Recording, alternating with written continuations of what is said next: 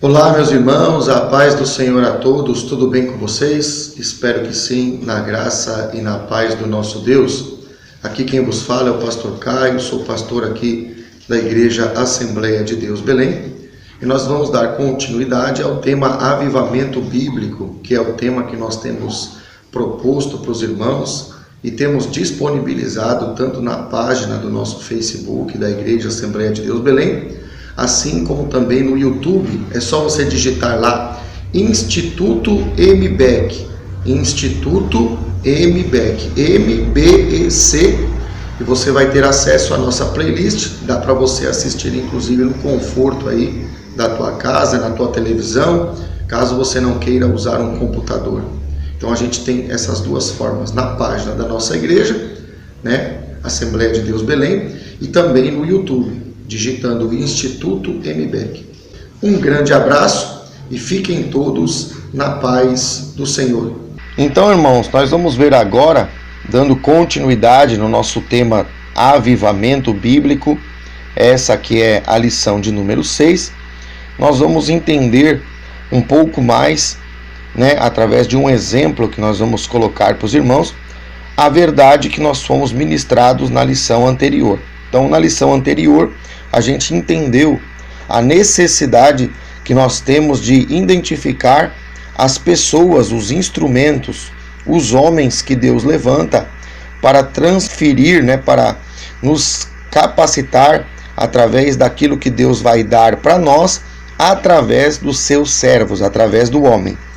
Então, nós vamos falar hoje um pouquinho da história de William Branham. William Branham foi um homem grandemente usado nas mãos de Deus, e nós vamos entender, olhando para uma pequena parte do relato da sua história, nós vamos identificar algumas verdades que nós queremos aqui abordar em detalhes. Então, William Branham foi um escolhido do Senhor. Ele nasceu em 1909 e ele faleceu em 1966. E ele foi um instrumento, nas mãos de Deus, uma lâmpada que brilhou tanto na sua geração, e essa fonte que Deus levantou, chamada William Branham, continua brilhando até hoje, porque ele veio a influenciar pessoas que são da nossa geração, ou que são pessoas que não eram exatamente do tempo aonde Deus o levantou. Então, vamos ao vídeo aqui. É um vídeo de mais ou menos uma meia hora, e nós vamos poder identificar alguns pontos que nós queremos identificar com você, para que possamos depois comparar aquilo que William Branham viveu e os princípios da palavra. A gente vai ver por que Deus pôde usar tão grandemente este homem, e nós temos algo a aprender com ele. Podemos aprender um pouco através deste homem de Deus. Vamos ao vídeo então. Mussolini tinha morrido em desgraça. Hitler havia chegado a um fim misterioso e o comunismo estava se fortalecendo como uma força política dominante. As 3 primeiras visões já haviam se cumprido. Agora William Branham se sentia mais otimista acerca de seu ministério, pois Deus cumpria cada visão que ele dava. Foi neste ano que ocorreu o incidente do touro assassino e a cura da esposa do incrédulo Sr. Andrews. 1946. No dia 21 de março de 1946, Meda dá à luz ao seu primeiro filho, uma menina chamada Rebecca Branham. Nesta época, todos os ministros o criticavam pelos incidentes que haviam ocorrido na sua vida.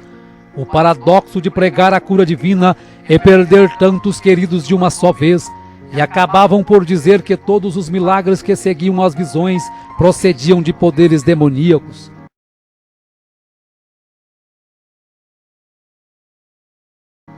Isto deixou William Branham muito deprimido, e já estava começando a crer que tudo o que acontecia com ele era obra do inimigo. 7 de maio de 1946, um dia que marcaria William Branham para o resto da vida. Em meio a um grande desespero, William Branham deixa $17 para Meda se sustentar e vai para a caverna Greensmill, o lugar onde ele fazia contato direto com Deus, e diz para Meda que não voltaria enquanto Deus não o tirasse desta opressão. Após muito clamar a Deus, um anjo lhe aparece e o comissiona dizendo que Deus irá enviá-lo para levar ao mundo um dom de cura.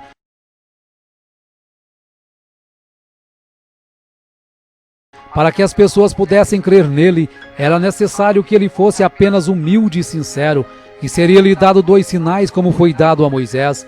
O primeiro seria que, ao pegar na mão direita do enfermo com a sua mão esquerda, poderia detectar a presença de alguma enfermidade.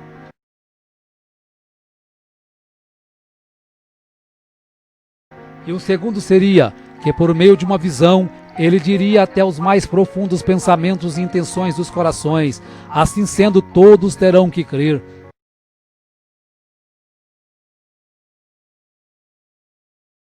Em seguida, o anjo lhe mostra através das Escrituras que Jesus, em seu ministério, discernia os pensamentos e intenções dos corações e curava os enfermos. Enquanto isso, os homens religiosos chamavam isso de obra de demônios e chamavam-no de Beelzebu. Quando o anjo se foi, o irmão Branham retornou para casa convicto de seu ministério. Em um domingo, quando entrou à sua igreja, ouviu aos irmãos cantando "Somente crer". Quando sentiu a presença do anjo se aproximar, percebeu que este estava destinado a ser o seu hino-tema. Passado alguns dias, William Branham procura o Dr. Roy Davis para contar acerca da sua comissão, e novamente o Dr. Davis diz que ele está apenas cansado e que foi apenas um sonho. Mesmo com a falta de incentivo, o irmão Branham estava determinado a seguir a comissão do anjo. Neste ano ele começa a exercer os sinais que a ele foi dado pelo anjo. Pessoas começam a procurá-lo para serem curadas. Através do primeiro sinal, do pegar na mão direita da pessoa enferma, curas e milagres começaram a acontecer. Um dia, o pai de uma criança curada por William Branham o convida para uma semana de avivamento e cura em St. Louis. E durante as reuniões em St. Louis, o irmão Branham fazia a chamada de altar para as pessoas que estivessem enfermas recebessem a oração da cura. No término da semana, os ministros de St. Louis estavam perplexos ao verem tantos prisioneiros serem libertos, câncer desaparecer, tuberculose sumir, surdos ouvirem, cegos verem, aleijados andarem, e por isso pediu para que o irmão Branham ficasse mais uma semana. Após 11 dias de cultos, o irmão Branham teria tocado e orado por mais de 1000 pessoas. Fisicamente, o irmão Branham estava esgotado, porém realizado por ter feito o que Deus lhe pedira, se dedicar por tempo integral ao ministério. Não muito tempo depois de chegar de St. Louis, um telegrama chegou do reverendo Adams de Arkansas, o convidando para uma campanha de cura por uma semana na sua cidade. Em agosto de 1946, William Branham estava em Camden, Arkansas, em um ginásio escolar. Na primeira noite, a coluna de fogo desceu sobre o irmão Branham no ginásio, operando curas, fazendo pessoas correrem, gritarem, desmaiarem. Um fotógrafo capta o momento em que a coluna estava sobre a cabeça do irmão Branham. Após uma semana de cura, teve que sair escoltado pela polícia, pois a multidão não o permitia nem andar. Após Camden, William Branham fez uma campanha de cura de uma semana em Pine Bluff e logo depois vai a Little Rock, a capital do estado de Arkansas. Do verão até o outono de 1946, William Branham pregou através de Arkansas sem parar, sem tempo para descanso. Eram comuns reuniões acabarem às 3 horas da manhã, e após os cultos, quando o irmão Branham exausto começava a cochilar, o telefone tocava, e do outro lado da linha uma pessoa enferma precisando de oração, e mesmo a quilômetros de distância dali, o irmão Branham nunca desprezou nenhum pedido de oração, indo até o enfermo e fazendo a oração da cura. Uma campanha de 8 dias em Jonesboro reuniu o maior número de pessoas que já haviam assistido um culto com o irmão Branham. Uma estimativa feita pelo jornal calculou 28.000 pessoas. O irmão Branham faz uma declaração valente que pretendia ficar ali no púlpito até a última pessoa enferma passar pela fila de oração. O primeiro dia e noite passaram, e o irmão Branham apenas tirava algumas horas para se deitar atrás do púlpito para cochilar, e quando acordava, a fila de oração ainda estava aliada, com o próximo enfermo esperando sua vez para receber oração. William Branham tomava suas refeições do lado do púlpito, assim ele podia continuar orando pelos enfermos o dia todo. Muitos ficavam dentro do auditório dia após dia, apenas enviando alguém para trazerem sanduíches quando tinham fome. Após 8 dias e noites orando, o irmão Branham se encontrava tão exausto, tanto física quanto mentalmente, que ao se deitar não conseguia adormecer.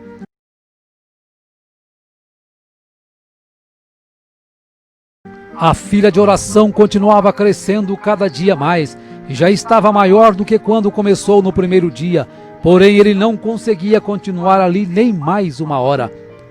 Após 3 meses de campanha, William Branham volta para casa com 9 quilos a menos. Quando chegou em casa, havia aproximadamente 200 pessoas o aguardando, pois em todas as reuniões ele deixava seu endereço, para que quando alguém precisasse de oração, viesse até Jeffersonville em sua casa. Orou por estas pessoas até 2 horas da manhã, mesmo quando tentou dormir, carros continuavam chegando à sua porta por toda a noite. 1947. Embora não recuperado totalmente de seu esgotamento, em fevereiro de 1947, longas campanhas continuaram com oração pelos enfermos, sendo registrado aproximadamente 2.500 pessoas recebendo oração por dia. Passou por Louisiana, Texas, Arizona e pela primeira vez em Los Angeles, Califórnia. Em uma destas reuniões na Califórnia, ao curar uma mulher com câncer, em seguida seu esposo manda alguns rapazes levar um cheque de $1,5 milhão para William Branham, que mesmo vivendo em meio a uma grande pobreza, decididamente o recusa, pois quem havia curado sua esposa não era ele, e sim Jesus Cristo.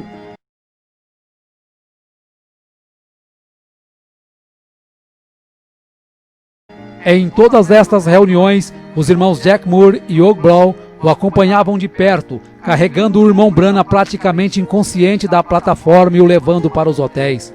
Jack Moore estava exuberante com esse ministério fenomenal, então viaja para convidar Gord Lindsay, um editor de uma revista, para presenciar também tamanhos milagres. Em abril de 1947, pregou em Phoenix para pessoas que tinham como língua o espanhol. Foi a primeira vez que prega com um intérprete.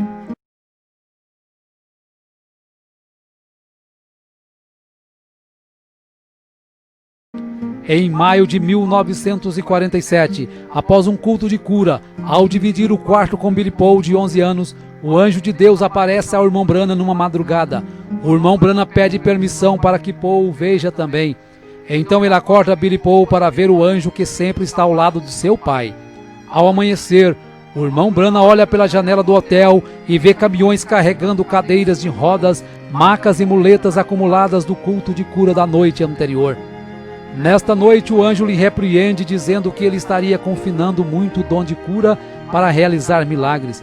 O anjo queria dizer que o irmão Branham procurava sempre realizar um milagre para levar as pessoas a crerem na cura. Na última noite de uma campanha em Calgary, enquanto o irmão Branham estava meditando, o irmão Jack Moore inicia o culto contando as dificuldades financeiras de William Branham, de como sua esposa Meda e seus filhos vivem em uma casa precária, com portas mal vedadas e sem água encanada, e de como ele não media esforços para viver em função do ministério e das pessoas necessitadas. Então ele dá uma oportunidade para os irmãos darem uma oferta de amor, que seria exclusivamente para comprar uma nova casa para William Branham. Quando o irmão Jack Moore vai entregar o valor arrecadado para William Branham, ele ainda rejeita, mas pela insistência e não ser possível mais devolver o dinheiro, relutantemente ele aceitou a oferta. 1948. Em janeiro de 1948, quando o irmão Branham estava indo para uma campanha na Califórnia, recebe a visão de um menino sendo ressuscitado e pede para que todos anotem esta visão na página branca da Bíblia, pois não sabia quando nem onde aconteceria. Nesta campanha ele fica conhecendo Fred Bosworth, pregador de cura divina há 40 anos, agora com 71 anos de idade, e este passa a ser o coordenador de suas campanhas. Novamente William Branham é testado por Deus através de um cheque de $25 mil que um homem que teve sua esposa curada lhe oferecera. Porém, novamente o irmão Branham o recusa instantaneamente e o rasga na frente do doador. A saúde do irmão Branham cada dia se agravava mais. Estava com dificuldades para dormir. Seu peso havia caído para 45 quilos. Seus olhos afundaram. Sua aparência se empalideceu. E por isso desmarcou todas as campanhas que estavam marcadas naquele ano. pois os médicos diagnosticaram que ele estava com exaustão nervosa e dependia de muitos dias de repouso.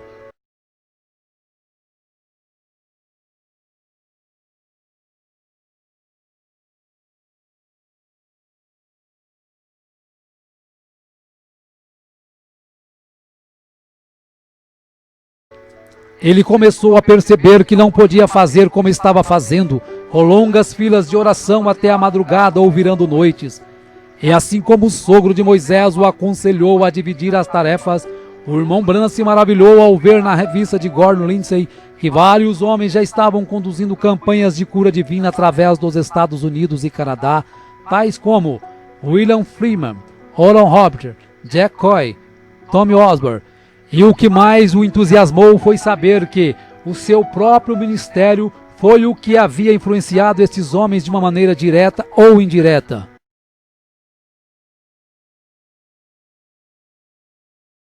Ele estava então disposto a não continuar jogando toda a carga para cima de si, mas fazer somente o que seu físico permitisse.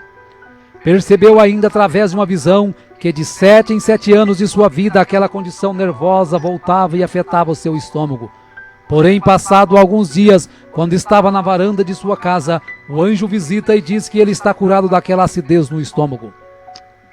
Após William Branham ter melhorado e ganhado 6 quilos, Ern Buster e Fred Bosworth, como administradores das campanhas, começam a analisar as falhas cometidas no passado, como reuniões de cura divina terminar nas altas horas das madrugadas, fazendo com que o irmão Branham chegasse a um nível crítico de cansaço físico e mental. Decidiram então limitar o número de pessoas nas filas de oração e, para selecionar as pessoas, concordarem em usar os cartões de oração numerados, que deveriam ser entregues antes de começar os cultos. Desta forma, os administradores podiam monitorar sua força e encerrar o culto assim que eles sentissem que William Branham já tinha orado o suficiente. Em 14 de maio de 1948, Israel se declara uma nação independente, e o irmão Branham rapidamente associa esse fato com a figueira brotando descrita em Lucas 21. 1949. No dia 24 de julho de 1949, o curso da história cristã para William Branham mudaria para sempre. Quando estava pregando para 10.000 pessoas, ele tinha chamado a fila de oração, enquanto os oficiais reuniam 15 pessoas em ordem numérica. Quando chegou a primeira irmã para receber a oração, o irmão Branham já não fez como sempre havia feito nos cultos de cura, segurando a mão direita da pessoa enferma, mas simplesmente começou a ter visões de episódios que haviam acontecido e que aconteceriam com aquela pessoa. A partir de então, ele percebeu que o segundo sinal que o anjo havia lhe dado estava começando a entrar em evidência, que era ver até os segredos mais profundos do coração. Algumas pessoas criam na visão e outras pensavam que era telepatia ou algo arranjado. Numa campanha em Windsor, com aproximadamente 8.000 pessoas, no final da fila de oração, um jovem sem enfermidade tenta desmascarar o irmão Branham. Diz que tem tuberculose e que quer ser curado. Porém, Deus mostra a trama ao irmão Branham e ele diz que a partir daquele momento o jovem teria realmente tuberculose para o resto da vida. Isto leva o jovem ao desespero, porém já é tarde demais.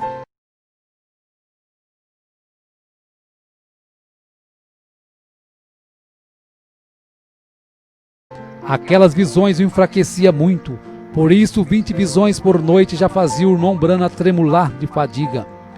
Milhares de cartas chegavam de vários lugares com pedidos de oração, não sendo mais possível atender tantas cartas. Ao ler o livro de Atos no capítulo 19 e ver que o apóstolo Paulo orava pelos lenços, ele sentiu de fazer o mesmo, porém como não tinha condições de comprar tantos lenços, ele cortava um grande lençol em pedaços, orava por cada um, e seus administradores, Fred Bosworth e Ern Buster, enviava por carta de volta para cada pedido de oração, explicando na carta para o enfermo que deveria guardar seu pano orado na Bíblia na passagem de Atos 19.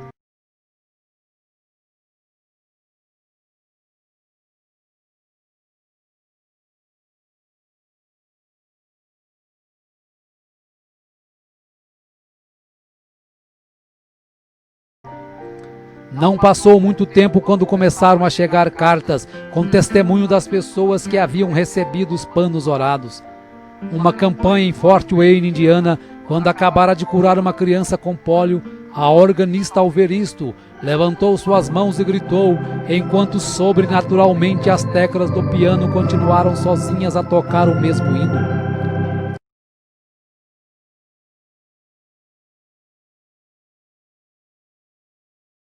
Nesta mesma noite que John Ryan, um velho homem cego, é curado, porém sua cura só é efetivada alguns dias depois, quando estava na barbearia.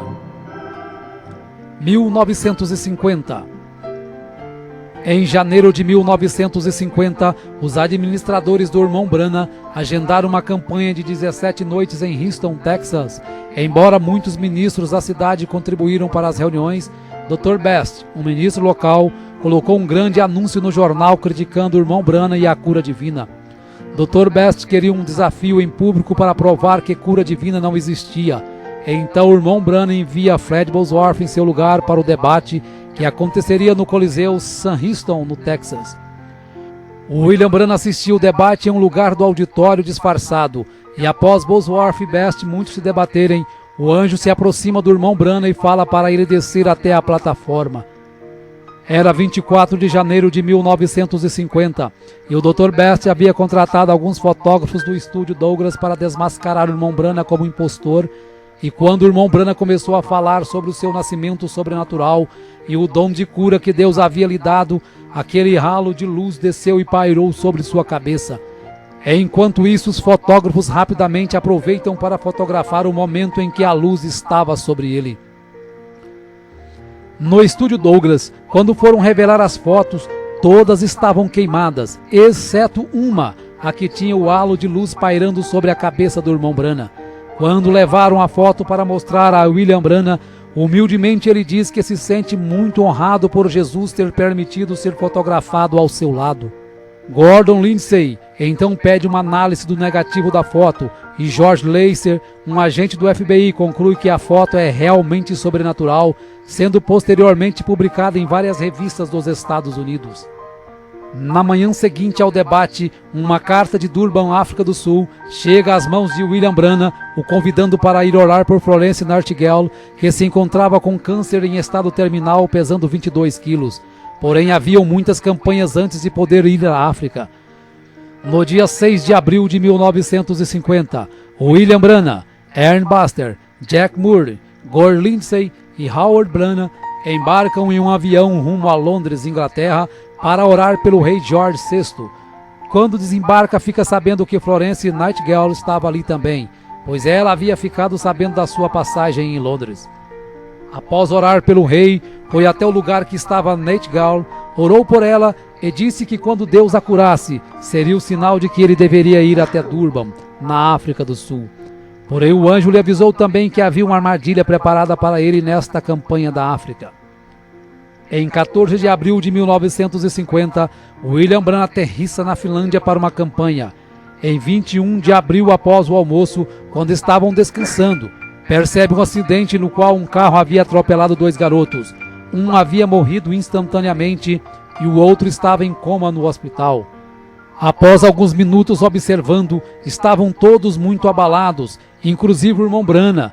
Sem perceber, algo começa a deixar o William Branham inquieto, e quando começa a olhar em volta, pede para que Lindsay e Moore olhem rapidamente na página branca de suas Bíblias acerca da visão que ele havia contado na América. Então começam a folhear a Bíblia e lentamente leem o que eles tinham escrito 2 anos antes. Cabelo castanho, olhos castanhos, entre 8 e 10 anos de idade, pobremente vestido em roupas estrangeiras, desfigurado devido a um acidente, uma terra com pedras sobrepostas e árvores, e percebem que é exatamente a cena que havia sido descrita na América. Então o Irmão Branham se sente confiante e corajosamente desafia a todos os homens e mulheres que ali estavam, dizendo: se este garoto não viver nos próximos poucos minutos, vocês podem prender uma placa em minhas costas dizendo que eu sou um falso profeta. Se ajoelhe durante a oração, aquele pequeno garoto que outrora estava morto e desfigurado se colocava de pé Após alguns dias, cura também a outra criança que havia sido atropelada e estava em coma no hospital. Em seguida, a comitiva Brana vai até a Suécia, depois Noruega e retorna ao Texas. Após um mês no Texas, decide voltar para casa. Ao partir de Dallas, no Texas, fortes tempestades o obrigam a pousar em Memphis. O avião fica em terra por 18 horas, enquanto o irmão Branham sai para curar o filho de uma senhora de cor que havia passado a noite orando. Mais tarde, William Branham recebeu 2 cartas que o tocou profundamente. Uma era do Dr. Roy Davis se desculpando das críticas que havia feito no início de seu ministério. A segunda era de Florence Nightingale, que tinha sido curada em Londres. Ela estava enviando seu testemunho detalhando sua firme recuperação do câncer do estômago. Nos 6 meses que tinham se passado, o peso dela tinha subido de 22 para 70 quilos. William Branham se lembrou da oração que ele fizera dizendo que quando o Senhor curasse aquela mulher, isto seria um sinal para ir numa campanha de cura em Durban, África do Sul. 1951. No dia 19 de março de 1951, nasce sua segunda filha com a irmã Meda, seu nome é Sarah Branham. Em 22 de julho de 1951, quando estava numa campanha em Toledo, Ohio, ao sair para almoçar, o irmão Branham tem a visão do arco-íris de sangue depois de ter condenado aquelas pessoas no bar. Volta e conduz a mulher que estava vestida indecentemente a Cristo. No dia 6 de outubro de 1951, a comitiva de William Branham aterrissa em Johannesburg, África do Sul. Johannesburg estava sendo abalada pelo profeta William Branham. Cada reunião estimava-se aproximadamente 15 mil pessoas. Quando Ernest Baxter o avisou que estariam partindo para outras cidades do sul, o anjo mostra ao irmão Branham que ele não deveria ir embora de Johannesburg agora. Deveria ficar em Johannesburg por mais 2 semanas e logo depois, mais 10 dias numa caçada com Sidney Jackson, um homem que ele conheceria dias depois. Após isto, deveria ir direto a Durban e ficar o tempo que Deus quisesse que ele ficasse. Foram muitas horas de discussão para tentar convencer os coordenadores da campanha acerca do que Deus havia lhe dito, porém de nada adiantou, pois o comitê organizador já havia gastado muito dinheiro nos anúncios e estavam dispostos a continuar o roteiro independente do que o irmão Branham dissesse.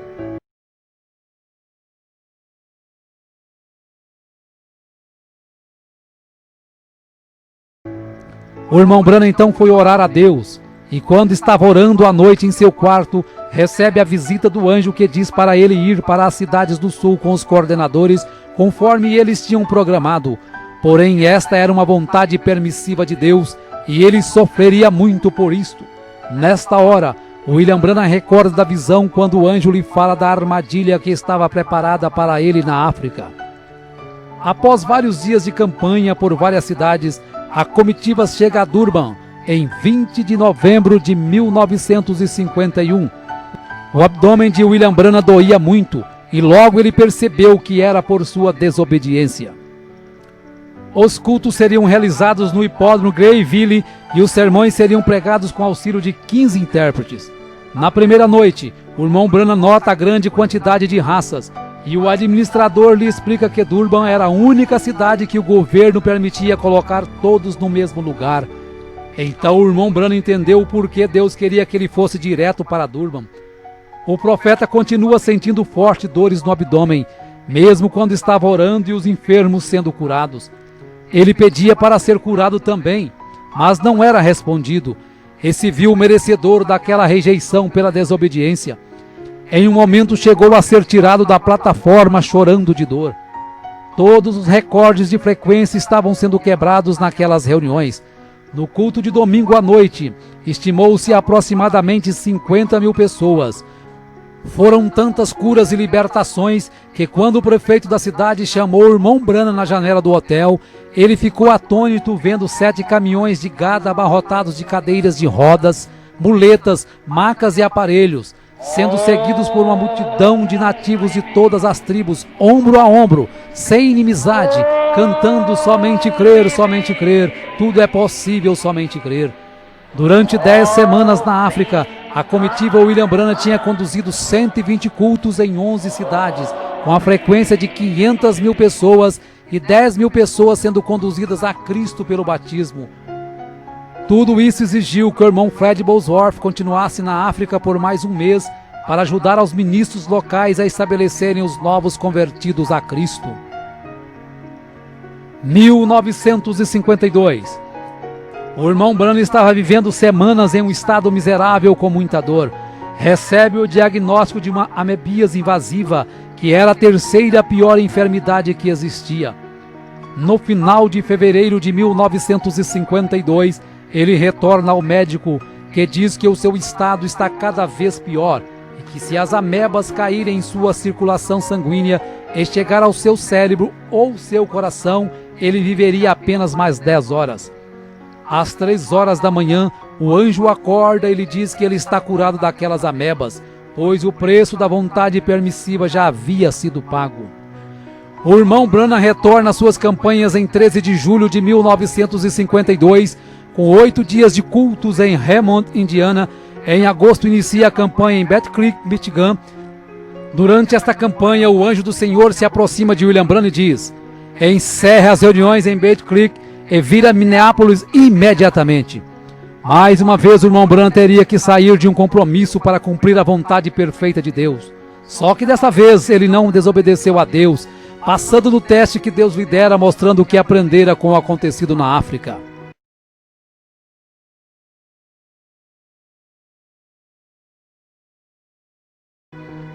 em 1953.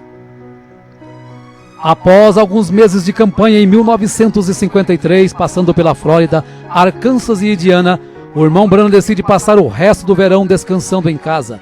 Neste verão, quando estava no quintal de sua casa, é surpreendido por um enxame de abelhas que o teriam matado se não fosse a manifestação do amor divino.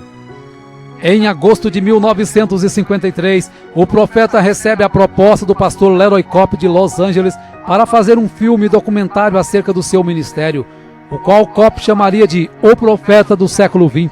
Em uma manhã de agosto começaram as gravações.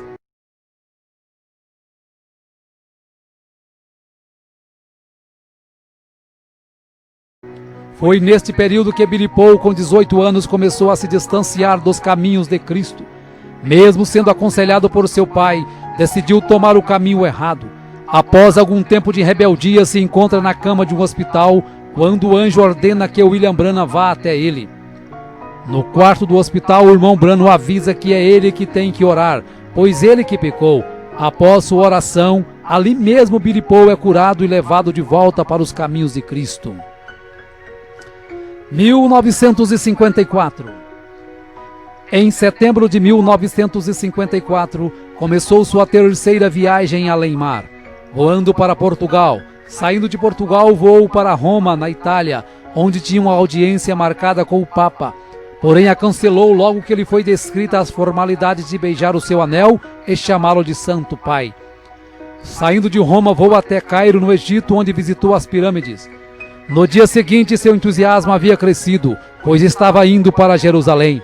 Porém, quando estava esperando o voo no aeroporto, o anjo lhe diz para não ir, porque ainda não era a hora e a Palestina não era seu lugar. Não seria fácil, mas ele teve que ignorar todos que o aguardavam na Palestina e obedecer ao mandado de Deus. Então ele remarca sua passagem para Atenas, na Grécia.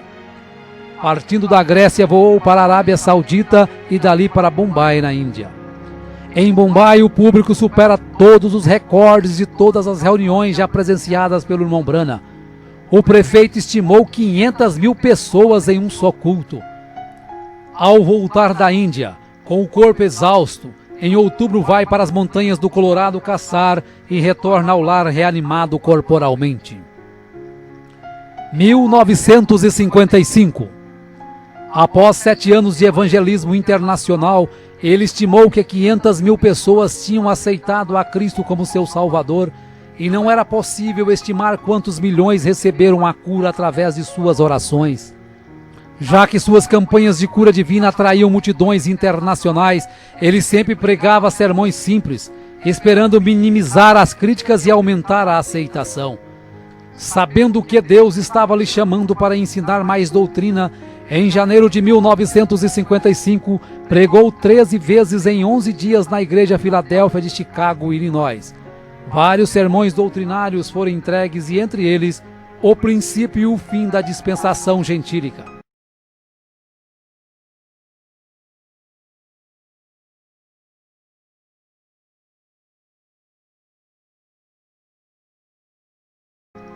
A partir de então, ele sabia que seu novo compromisso era passar mais tempo em cada campanha, ensinando fundamentos da Bíblia. Isso, sem dúvida alguma, estava fazendo algumas pessoas se sentirem desconfortáveis.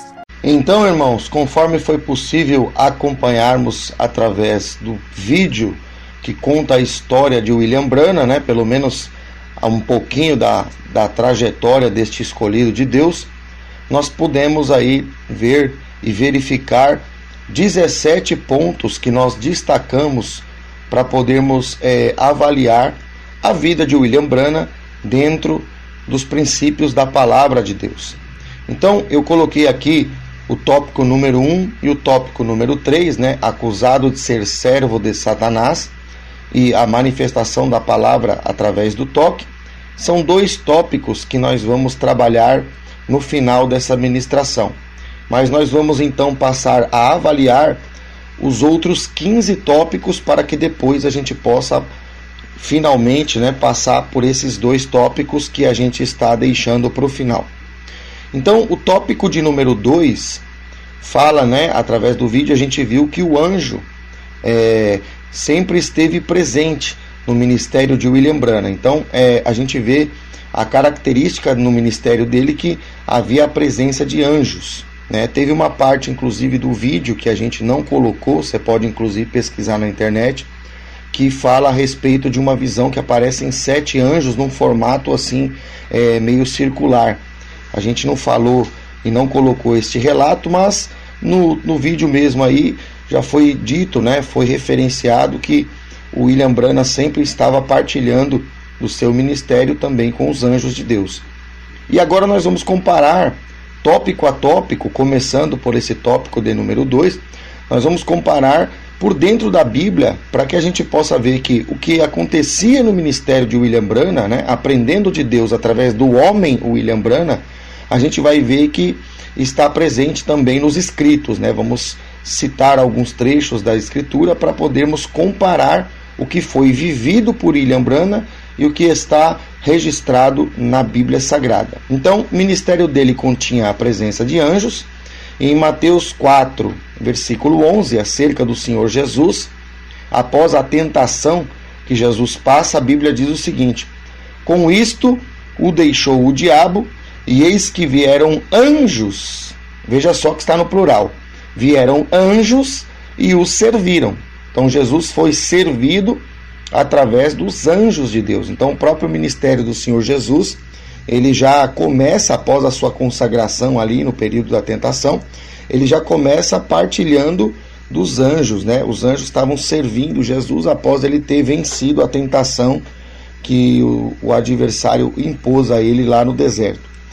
No tópico de número 4, a gente pode perceber que o ministério de William Branham era baseado também em revelação e em visão. Então eu coloquei aqui 2 textos para a gente ver que isso também é bíblico, né?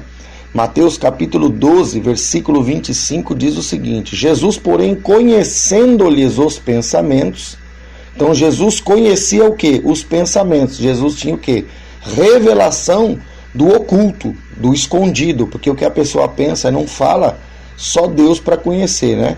O adversário sabe o que a gente pronuncia, mas aquilo que está no oculto, aquilo que está nos pensamentos, nas intenções do coração, é algo que tem que ser revelado por Deus. E Jesus, a Bíblia diz em Mateus 12, 25, a parte que eu quero frisar para os irmãos, a Bíblia diz que Jesus conhecia os pensamentos. Então o ministério de Jesus tinha revelação do que se passava na mente e nos corações. Em João capítulo 1, versículo 48, diz o seguinte: perguntou-lhe Natanael: de onde me conheces? Respondeu-lhe Jesus: antes de Filipe te chamar, eu te vi.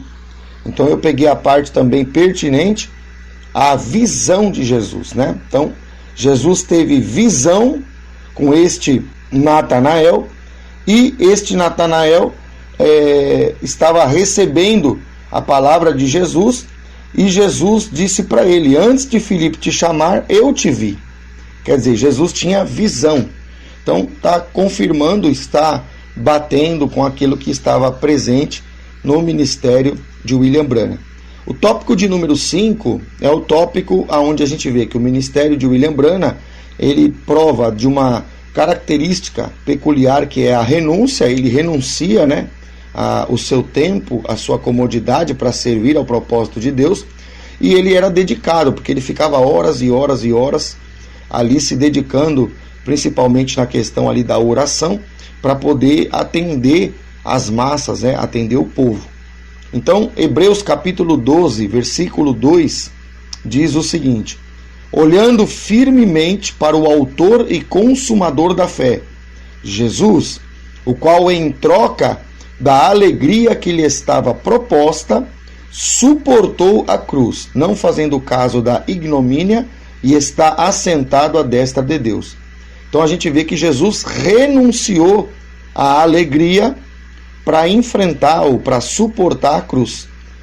Havia uma alegria que lhe estava proposta, Hebreus capítulo 12, no versículo 2, está afirmando isso, e Jesus, em troca desta alegria, ele renuncia à alegria e recebe os açoites, recebe toda a carga que ele foi submetido como filho, aqui na terra, e ele suporta finalmente a cruz. Então ele renuncia à sua alegria, à sua comodidade, à sua condição eterna, para que ele pudesse presenciar as dores na sua condição humana.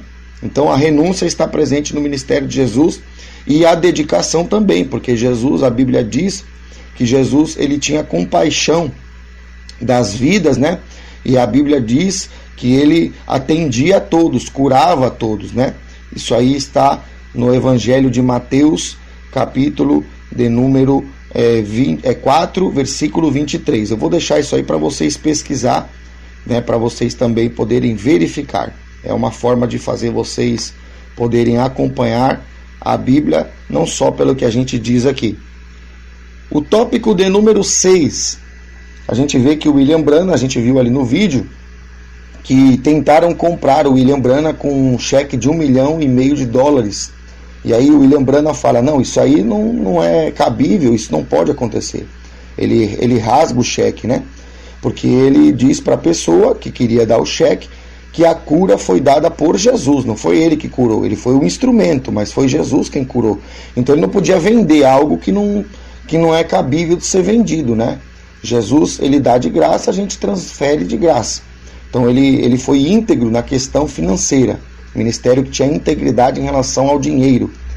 E Mateus 17, 27, Jesus, ele também vai falar acerca desta questão. Ele diz: mas para que não os escandalizemos, vai ao mar, lança o anzol, e o primeiro peixe que fisgar, tira-o, e abrindo-lhe a boca acharás um estáter, ou seja, uma moeda. Toma-o e entrega-lhes por mim e por ti. Então Jesus falou para Pedro: Pedro, você vai pescar, vai aparecer dentro da boca do peixe um estáter, uma moeda, ou seja, dinheiro, e você vai pagar a questão do imposto, tanto por mim, aquilo que é devido a mim, e aquilo que é devido a ti. Então Jesus, em relação ao dinheiro, ele se comportou também com integridade. Então é exatamente o que estava acontecendo ali no ministério de William Branham. O tópico de número 7, a luz compartilhada, William Branham compartilhava aquilo que o Senhor lhe dava. Então João capítulo 1, versículo 9, diz o seguinte acerca do Senhor Jesus: a saber, a verdadeira luz que vinda ao mundo ilumina a todo homem. Então Jesus ilumina a todo homem, ou seja, ele traz a condição de nós termos vida, Aí alguém pode me perguntar: não, pastor, mas Jesus teve pessoa que nunca viu Jesus, no sentido assim de conhecer o Evangelho. É verdade, mas a vida que a pessoa tem, a vida, o fôlego de vida veio de Jesus. Então Jesus iluminou a todo homem, que todo homem que nasceu, que recebeu o fôlego de vida, foi iluminado com a vida que veio de Deus em Jesus.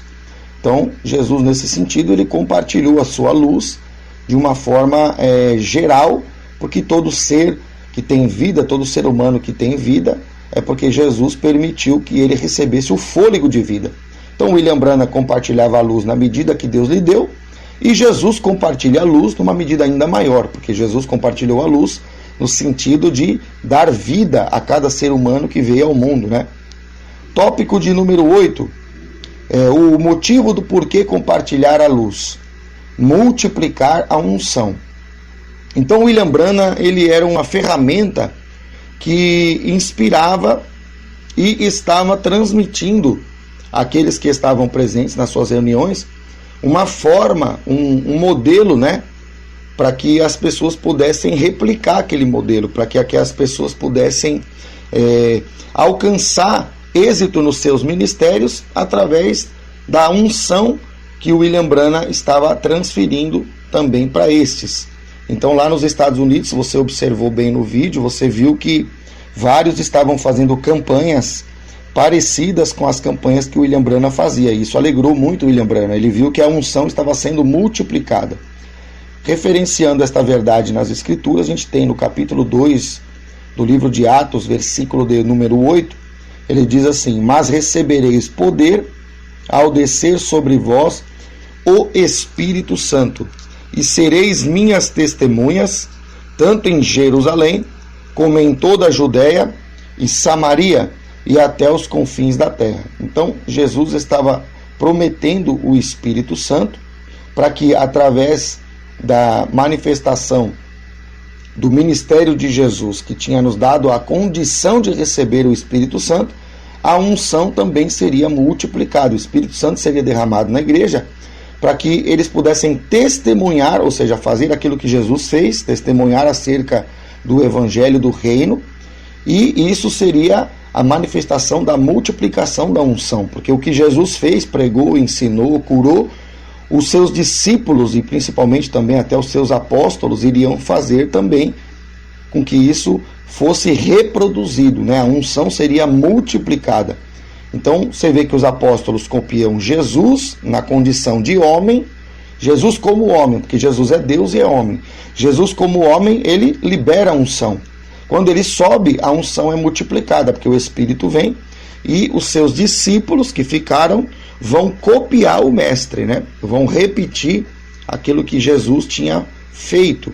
Então a gente vê isso na vida do apóstolo Paulo, do apóstolo Pedro e em tantos outros que foram testemunhas do Senhor Jesus depois da partida de Jesus. Então a multiplicação da unção realmente é algo que faz sentido. William Branham foi o modelo. Jesus para os apóstolos e para a igreja foi o modelo naquela geração e é modelo para nós até hoje. Mas falando da geração de Jesus, o modelo do ministério de Jesus, para quem viu Jesus pregar, era copiado, ele era um modelo a ser seguido. Exatamente o William Branham estava fazendo isso, ele estava copiando Jesus e as pessoas estavam copiando o William Branham e ao mesmo tempo copiando Jesus também. Então eu creio que não é difícil a gente entender. Ponto de número 9, né, o nosso tópico aqui de número 9 fala do poder da influência. Então, William Branham, ele influenciou não só os que estavam no seu país. William Branham, ele influenciava várias localidades, né? A gente viu ali ele fazendo várias viagens. Ele foi para a Índia, ele foi para vários países, vários lugares diferentes. Então ele foi para influenciar as culturas que não tinham o conhecimento do Evangelho. Então William Branham estava fazendo essa obra, né? Falando acerca desta condição de influência, olhando para o texto sagrado, Romanos capítulo 5, no versículo 15, diz o seguinte: todavia, não é assim o dom gratuito como a ofensa, porque se pela ofensa de um só morreram muitos, muito mais a graça de Deus e o dom pela graça de um só homem, Jesus Cristo, foram abundantes sobre muitos. Então o que a gente pode aprender aqui? O que a gente pode identificar nesse texto aqui? A gente pode identificar, irmãos, que o texto de Romanos está mostrando que a ofensa de um só, quem é esse um só? Adão. E por causa da ofensa de um só, morreram muitos, é o que fala o meio do verso aqui. E mais para o final do verso, a gente vê que a graça e o dom, né, pela graça de um só homem, que é no caso o Senhor Jesus, também foi abundante sobre muitos, né? Então, assim como um só homem, ou seja, assim como Adão foi instrumento para influenciar toda a humanidade, para levá-la à morte no sentido maior, Jesus Cristo influencia a humanidade através da sua graça, e essa graça também vem para curar toda a humanidade. É claro que nem todos vão aceitar, mas Jesus veio para o propósito de Deus se cumprir, de maneira que ele pudesse influenciar todas as pessoas para que elas pudessem alcançar a misericórdia e a graça de Deus. Então a gente vê, um homem influencia para o mal, no caso Adão, e um homem, Jesus Cristo, influencia para o bem. Então é isso que a gente vê. No tópico de número 10, irmãos, o Deus da Bíblia mata, é o evento que acontece ali com William Branham, quando uma pessoa, tentando enganar o profeta de Deus, ela fala que estava com tuberculose, quando na verdade ela não tinha nada. Né? É um homem que se faz passar por um doente para tentar, né, derrubar a credibilidade de William Branham. Aí o Senhor revela para William Branham que ele estava mentindo, e aí o Senhor decreta através da vida de William Branham que ele, a partir daquele momento, né, a partir daquele instante, ele de fato teria tuberculose pelo resto dos seus dias. Então a Bíblia mostra que Deus usa, né, o caráter dele no sentido de juízo, para que Deus proferisse agora uma maldição sobre uma pessoa que estava tentando brincar com o profeta de Deus. Então isso mostra que o Deus da Bíblia, ele dá vida, mas mostra também que o mesmo Deus também pode matar. Atos capítulo 5, versículo 5, a Bíblia diz o seguinte: ouvindo estas palavras, Ananias caiu e expirou, sobrevindo grande temor a todos os ouvintes. Então a gente tem no livro de Atos, no Novo Testamento, a gente tem a partir do versículo 5, o relato de que eles também tentaram enganar Pedro, assim como aquele rapaz tentou enganar William Branham e foi punido por Deus, né, pela sua tentativa de tentar enganar o profeta de Deus. A gente vê que ocorre algo ainda pior no relato bíblico, porque Ananias e Safira tentam enganar Pedro acerca de uma questão de uma venda de uma propriedade, e a Bíblia mostra, no versículo 5 de Atos 5, que Ananias cai morto. Se você ler a continuidade do texto, aí eu não vou relatar ele aqui, mas eu vou deixar até para você, se você quiser pesquisar, você vai ver que nos versículos seguintes, né, a mulher de Ananias também estava envolvida nessa trama, e ela morre assim como Ananias morre também. Então, o mesmo Deus que usou William Branham para punir aquele rapaz com a tuberculose para o resto da vida, é o mesmo Deus que matou Ananias e Safira. Então, de fato, a gente confirma por dentro da Escritura que o Deus da Bíblia, ele mata. Tópico de número 11, a administração do ministério faz parte dele, mas não é ele. O que Deus quer mostrar aqui? Se você olhar ali para o vídeo do William Branham, você vai ver que quando ele fazia suas campanhas, ele tinha uma equipe que o ajudava a coordenar como é que as ministrações iriam ocorrer. Então, na equipe que ele tinha, ela não só programava a administração para William Branham, como ela também pegava e distribuía algumas senhas, né, alguns números, para que as pessoas se colocassem em ordem, né, conforme o número que ela recebesse, para que o William Branham pudesse orar por elas. Então o que Deus está mostrando? Deus está mostrando que a parte administrativa do ministério é algo humano, ou seja, eu pegar ali a senha e anotar num papel, não preciso de uma, vamos dizer assim, de uma revelação para fazer isso. Isso é uma administração que tem a ver até com o âmbito natural. É uma parte que faz a gente vamos dizer assim, se alinhar de acordo com as nossas obrigações, ou de acordo com os nossos compromissos pelo ministério. Então as pessoas confundem, eu vou falar isso aqui, eu preciso explicar isso para você. As pessoas confundem a administração do ministério com o ministério. Como assim, pastor? Você tem uma condição, por exemplo, você vai pregar num lugar na segunda, você vai ministrar na quarta, você vai numa campanha de oração na sexta, você vai fazer o culto da família no domingo, você vai fazer o culto no lar. Então você tem que ter o quê? Você tem que ter uma agenda, você tem que ter um controle natural sobre essas responsabilidades. Por quê? Porque senão você vai lá na quarta pregar e aí tinha marcado também de ir na quarta no outro lugar e a pessoa fica te esperando, então vai dar conflito, vai dar problema. Então por isso que a administração natural, falando a respeito da gente pegar os nossos horários, por exemplo, a equipe de William Branham fazia isso, ela pegava as pessoas para ficarem em fila, para poderem receber a oração. Então essa administração, ela é necessária. Porém, e aqui que eu quero frisar para vocês, o fato de você ter alguém administrando para você, ou você mesmo administrar o seu ministério, traz para você somente a condição de sacerdote. O que vem a ser o sacerdote? Você representa as pessoas diante de Deus. Então o sacerdote é aquela pessoa que tem as obrigações em relação ao ministério, ou seja, ela tem que estar no horário do culto, ela tem que ter a forma de dirigir o culto, ela tem que ter a organização dos irmãos, como ocorreu até com o próprio William Branham, para poder levar as pessoas a receberem a oração. Então tudo isso é o quê? São obrigações de um sacerdote. Agora deixa eu dizer uma coisa para vocês, não é porque você organiza o teu ministério, não é porque você tem a parte administrativa funcional, que você é de fato um verdadeiro profeta. Porque parem para pensar, se a gente administra e essa administração nos ajuda, as pessoas que estão aí no secularismo, que não estão nem na igreja, elas administram até mais do que a gente, porque as empresas precisam que as coisas fluam, para que as coisas aconteçam numa determinada cadeia de acontecimentos. Então lá no mundo secular, eles são até melhores do que nós para administrar. O que você está querendo dizer, pastor? Eu estou querendo dizer que tem gente que só fica administrando, mas não tem a parte espiritual desenvolvida. Não, o fulano tem o canal tal, o fulano tem a página tal, o fulano tem as campanhas, o fulano tem os horários de culto, tudo direitinho, regrado. Só que é o seguinte, isso é a administração do ministério.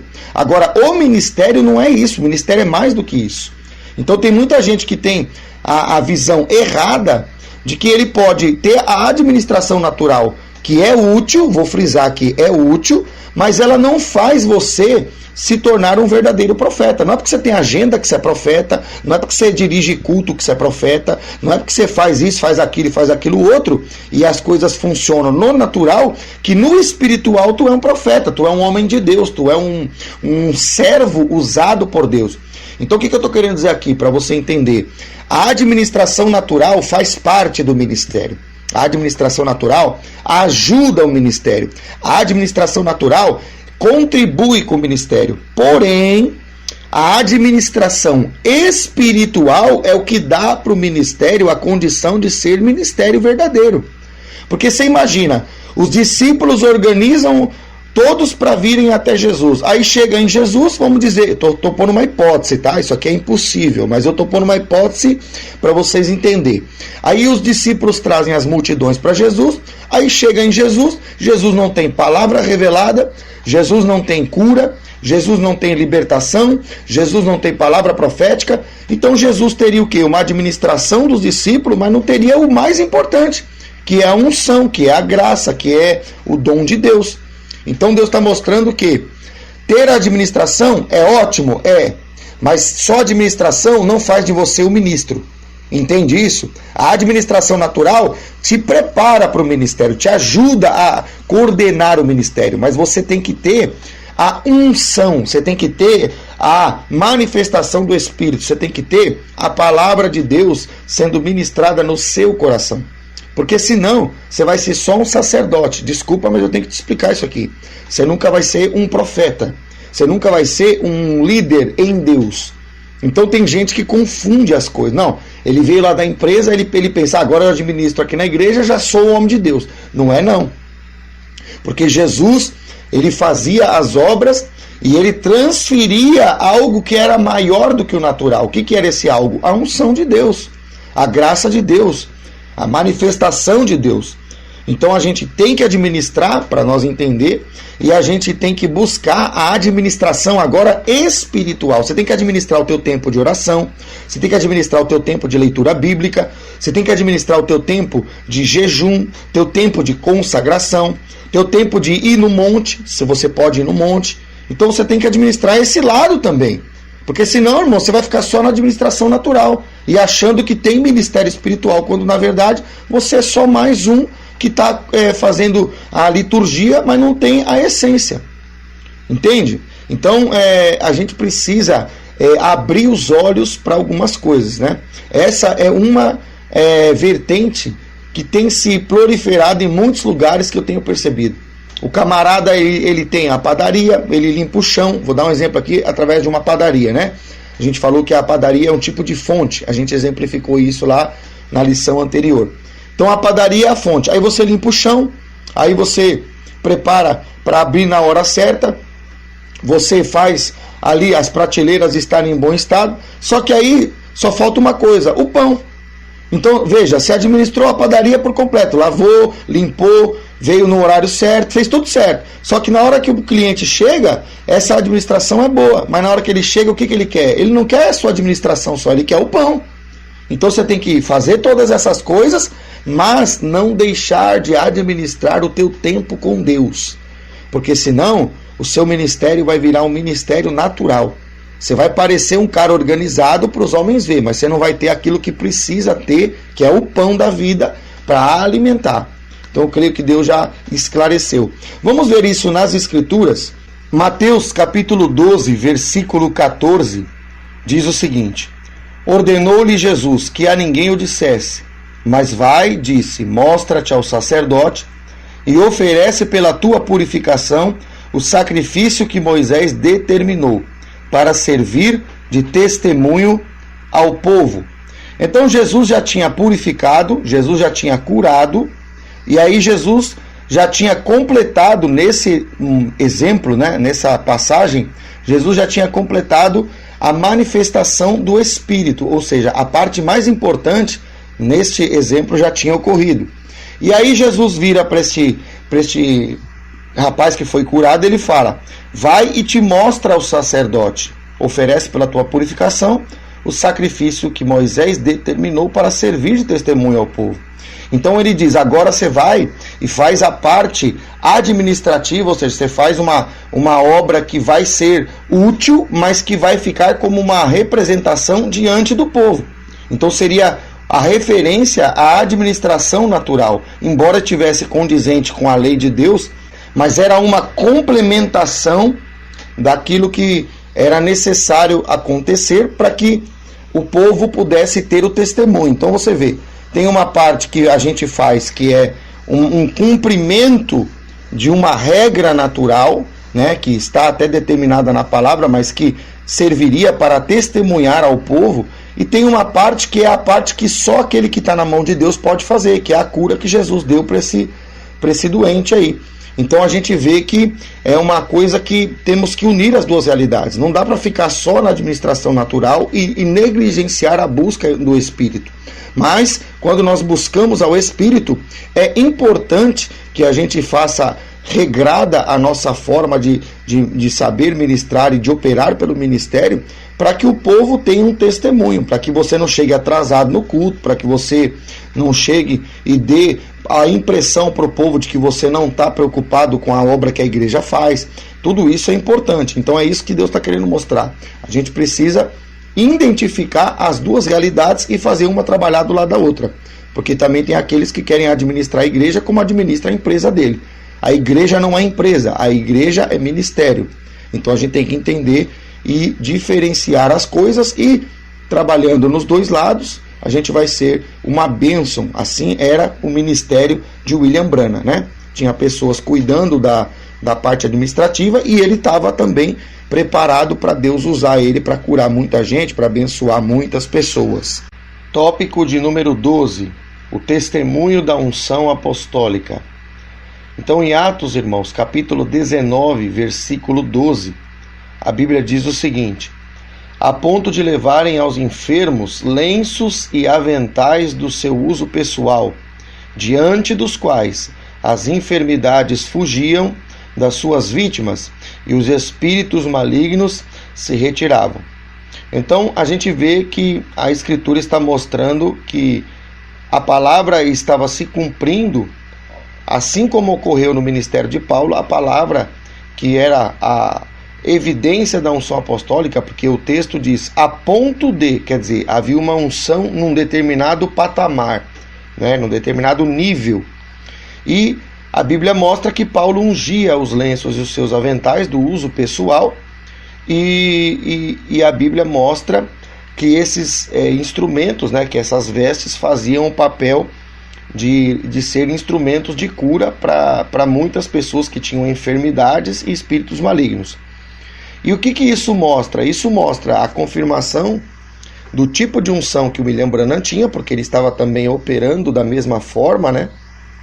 Isso não é para todo cristão, não é para todo ministério, por isso que eu fiz questão de frisar, a ponto de, quer dizer, ele tinha esta qualificação da parte de Deus. Então isso é algo que é dado para aqueles que Deus realmente quer dar. E a gente também percebe que o que Deus fazia através de Paulo e o que Deus estava fazendo através de William Branham também está começando a confirmar a questão da manifestação da palavra, que é o tópico 3, pelo toque. Porque o texto aqui diz que era aventais, lenços, aventais do uso pessoal. Então quer dizer, aquilo que estava referente ao corpo de Paulo. Então aquilo que tocava nele, quando tocava nele, recebia a unção que nele estava. E essa unção se manifestava ou se transferia para os lenços e aventais. E aí quando esses lenços e aventais eram colocados sobre os enfermos, eles também eram curados. Algo parecido acontece com William Branham. William Branham consagra, ora, né, tocando com suas mãos nos lenços ou naquilo que representaria algo semelhante aos lenços e aventais, porque o vídeo nos mostrou que ele pegava um pano grande e cortava em vários pedaços, porque ele não tinha recurso, né? E ele consagrava, ou seja, ele tocava com suas mãos. E os testemunhos vinham por carta mostrando que muitas pessoas também foram curadas, né, de várias enfermidades através dessa unção que foi transmitida por este instrumento, no caso dos panos, né, ou do tecido, no caso, né? Então o que a gente vê? A gente vê o que aconteceu na Bíblia acontecendo no ministério de William Branham. E testifica o toque por duas vezes, né? A palavra pelo toque. Por quê? Porque William Branham tocava no lenço ou no avental, que seria o símbolo, né? E esse lenço e avental tocava nas pessoas e a enfermidade saía. É a mesma coisa que aconteceu com Paulo. Paulo tocava, né, na roupa, a roupa era levada, o lenço, o avental era levado, e esse segundo toque no enfermo curava o enfermo. Então a gente confirma o tópico 3 também, a unção e a manifestação da unção pelo toque. Tópico de número 13, prodígios do Espírito Santo. A gente viu ali que teve um determinado evento que a irmã estava tocando ali o órgão e ela levantou as mãos e o órgão continuou tocando. Para vocês que têm curiosidade, diz também que o avivamento da Rua Azusa, 1906, que foi também um movimento que influenciou os fundadores da Assembleia de Deus, Daniel Berg e Gunnar Wien, também diz que Deus fez com que uma irmã tocasse piano e ela não sabia nada de piano. E aí, de uma hora para outra, o Espírito Santo desce ali naquela casa onde o irmão Seymour se reuniu e ela começou a tocar o piano maravilhosamente. Então aquela forma de Deus usar aquela irmã para tocar o piano não é uma coisa que ela aprendeu na escola. Então aquilo ali era um prodígio. Então a gente tem o relato, né, dos prodígios na palavra, né, porque Jesus, no texto aqui de Mateus 4:24, diz: "E a sua fama correu por toda a Síria. Trouxeram-lhe então todos os doentes, acometidos de várias enfermidades e tormentos, endemoniados, lunáticos e paralíticos." E o texto completa dizendo: "E ele os curou." Então Jesus curava todos, né? Não tinha um que Jesus não curava. Então é o tipo de prodígio que o Senhor Jesus realizou. Falando a respeito do movimento que William Branham foi instrumento de Deus para manifestar, havia muitas curas, né? Os irmãos viram aí muitas curas, e teve esse fato do piano tocar sozinho. Lá na igreja que foi manifestada através do irmão Seymour, na Rua Azusa, estou contextualizando os três relatos, né? 2 da nossa época aqui mais próximo de nós, e o relato bíblico aqui de Mateus 4:24, diz lá que a irmã tocava piano, virou uma maestra de piano, e ela nunca tinha estudado, era uma irmã sem nenhum conhecimento acerca daquela condição que ela passou a ter. Então isso é um prodígio do Espírito Santo, isso é algo que o Espírito Santo extrapola, né? Ele vai além e ele faz. Aconteceu com Jesus, aconteceu com William Branham e aconteceu com os irmãos, né? Começando pelo irmão Seymour, que foram as ferramentas que influenciaram, que é um dos outros tópicos que a gente já trabalhou aqui, para poder influenciar os fundadores da Assembleia de Deus, né? Com o mover do Espírito, com a manifestação do Espírito. Então, são prodígios do Espírito Santo. A gente também viu no relato do vídeo acerca das campanhas de William Branham, a gente viu que William Branham, num determinado momento, os seus administradores, eles fazem algumas decisões acontecerem sem consultar o William Branham. E o William Branham, para não, vamos dizer assim, para não discutir, para não rivalizar, ou para não ter nenhum atrito, nenhum problema com eles, o William Branham permite. E quando o William Branham permite, Deus, né, a gente viu ali no vídeo, Deus fala para ele, eu estou permitindo, minha vontade permissiva, mas você vai pagar um preço, né? E aí a gente viu que ele tem dores, né? Ele sai inclusive de uma das ministrações cheio de dor, ele começa realmente a pagar um preço. Então, aqui vai um exemplo de uma administração natural que não teve preocupação para administrar primeiro o espiritual, ou seja, eles fizeram as campanhas, fizeram os anúncios, fizeram as panfletagens lá, o material deles, e aí já tinham gastado o dinheiro e eles falaram, não vamos cancelar não, porque já foi gasto muito dinheiro, e o William Branham concorda. Então o que aconteceu? A administração natural passou na frente da administração espiritual. E aí o que aconteceu? O tópico de número 14, vai ser paga uma dívida, vai ser pago um preço por desobedecer a Deus. Então a gente entende aqui, confirma também o tópico, a administração natural, ela é válida, mas ela tem que estar submissa à administração do Espírito. Isso é muito importante também aqui acrescentar. Para nós confirmarmos isso no texto sagrado, 2 Samuel 12, versículo 10 diz, agora, pois, não se apartará a espada jamais da tua casa, porquanto me desprezaste e tomaste a mulher de Urias, o Heteu, para ser tua mulher. Davi desobedece a Deus, né? A maioria de nós que conhece a Bíblia sabe, e o preço que ele paga é que Deus diz que a espada não se apartaria mais da sua casa. Então você vê, Deus perdoou o pecado, mas a consequência do pecado ele teve que pagar, né? Houve um preço. Então, o que está na Bíblia que aconteceu com Davi é algo semelhante, claro, cada um, claro, dentro do seu contexto, mas a gente vê que o William Branham também desobedece, né, a administração do Espírito e deixa a administração natural tomar a frente e ele paga um preço por isso. Então é importante a gente perceber que até no lado negativo a palavra se cumpre, né?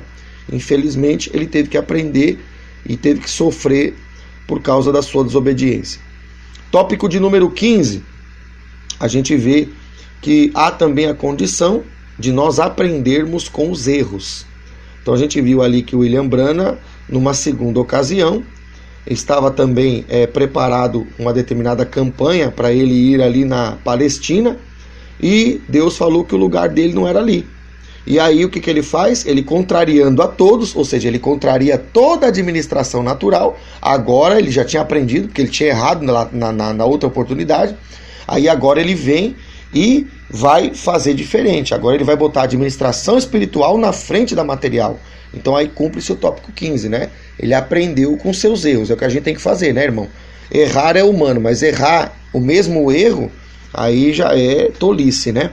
Então precisamos fixar os nossos olhos na palavra e perceber que às vezes a gente erra, mas às vezes a gente pode aprender até com aquilo que errou. Então é importante isso. Para testificar na palavra, 1 Reis capítulo 2, versículo 3 diz: guarda os preceitos do Senhor teu Deus, para andares nos seus caminhos, para guardares os seus estatutos e os seus mandamentos, e os seus juízos e os seus testemunhos. Então aqui, irmãos, é Davi dando conselho para o seu filho Salomão. E a gente tem a continuidade do mesmo versículo, como ele é grande, eu coloquei aqui numa outra figura.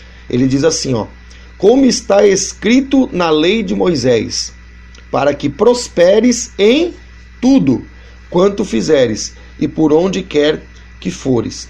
Então a gente vê que Davi fala para Salomão da seguinte forma: ó Salomão, eu quero que você prospera em tudo. Por quê? Porque Davi não foi próspero em tudo. Davi foi próspero na grande maioria dos eventos, mas no caso de Urias o Heteu, ele não prosperou.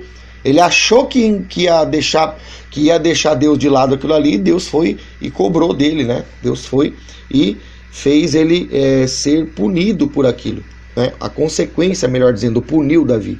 Então, ele aprendeu com aquilo que ele errou, e aí ele fala para o seu filho: olha, prospere em tudo, não faça nada contra o Senhor, porque isso não é vantajoso, ô Salomão. Aprende, porque o teu pai aqui já errou. É isso que ele diz aqui no final: prosperes em tudo. Então ele não foi acertando todas, mas ele falou para o filho dele: ó, se prepara para você não errar os erros que o teu pai Davi errou. Tópico 16: expansão da luz. Então William Branham, ele foi usado para expandir, né? Eu falei que ele influenciou e ele foi levando a luz também através de doutrina, né? A palavra é luz, lâmpada para os meus pés é a tua palavra. Então ali no final do vídeo a gente vê que Deus o tinha chamado para doutrinar, né? Então ele via na doutrina, né? No comissionamento do Espírito, ele via a condição de alicerçar o povo, assim, de levar uma luz maior. Porque se ele vai lá e cura, quando ele se retira, as pessoas ficavam curadas, mas muitas das vezes faltava uma edificação por intermédio da palavra. Então ele vai expandir essa luz, ele vai doutrinar também, né? Deus leva para ele essa missão. A gente vê isso lá no final do vídeo. E aí, Atos capítulo 8, versículo 4, a gente vê a mesma coisa, ó: entre mentes, os que foram dispersos iam por toda parte, que é o que o William Branham fez, ele ia por toda parte também, né? E aí diz, pregando a palavra. Então quer dizer, a palavra é alicerce, né?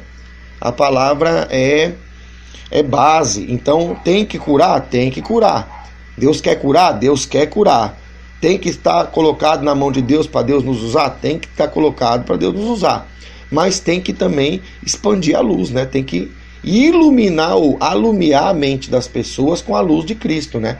Então tem que levar a palavra. A igreja aqui estava sendo pressionada em Atos 8, e a igreja sai iluminando, sai pregando a palavra. Claro, aqui era o ministério da pregação. William Branham, ele foi do ministério da pregação e também do ministério do ensinamento, doutrinando.